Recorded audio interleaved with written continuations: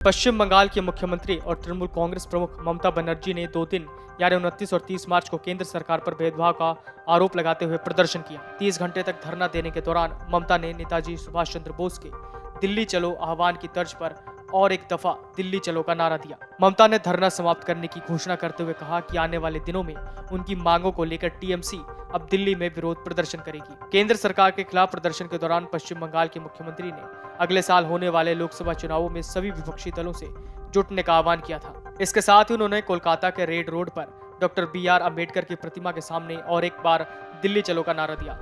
ममता बनर्जी ने मनरेगा समेत अन्य योजनाओं के लिए केंद्र की ओर से फंड पर रोक लगाने के विरोध में 2 दिन प्रदर्शन किया। इस दौरान उन्होंने कहा कि हम सभी को एकजुट होना होगा, बीजेपी के खिलाफ लड़ना होगा और उसे हराना होगा।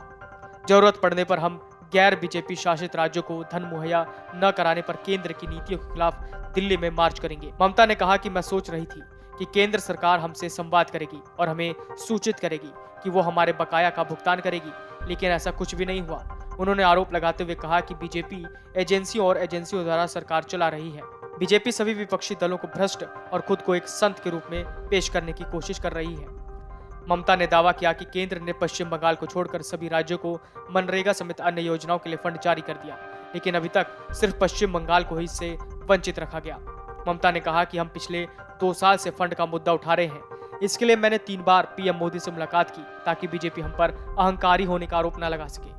इसके लिए सिर्फ मैं ही नहीं बल्कि मेरे सांसदों ने भी इसका विरोध किया। टीएमसी प्रमुख ने कहा कि सभी धर्मों के लोगों को बीजेपी को हराने और देश के गरीबों को बचाने के लिए एकजुट होना होगा।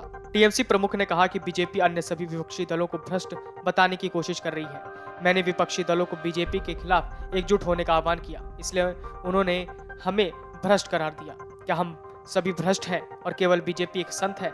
ममता ने कहा कि बीजेपी इस देश को खत्म कर देगी। ममता ने राज्य सरकार के कर्मचारियों के एक वर्ग पर भी निशाना साधा जो कि केंद्र के बराबर महंगाई भत्ते की मांग कर रही थी।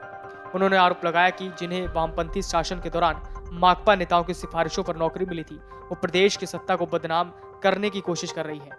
उन्होंने कहा कि जिन्हें पश्चिम बंगाल में सब कुछ मिला, वो अब राज्य सरकार के खिलाफ विरोध कर रहे हैं। मैंने अधिकारियों से उनकी भर्ती फाइलों को देखने के लिए कहा। वो जनता का पैसा ले रहे हैं और आंदोलन में व्यस्त हैं। नेताजी सुभाष चंद्र बोस ने 5 जुलाई 1943 को सिंगापुर के टाउन हॉल के सामने दिल्ली चलो का नारा दिया था। करीब 80 साल पहले नेताजी द्वारा दिए गए नारे की तर्ज पर ही ममता ने और एक बार दिल्ली चलो का नारा दिया। Video desk amarujala.com। Amar Ujala अब आपके टीवी पर भी। अपने स्मार्ट टीवी पर YouTube पर सर्च करें अमर उजाला, चैनल सब्सक्राइब करें और देखें ताजा खबरें, वो भी HD क्वालिटी में। और हाँ, बेल आइकन दबाना ना भूलें ताकि हर खबर हो आपके घर। अमर उजाला, निष्पक्ष, निर्भीक, निरंतर।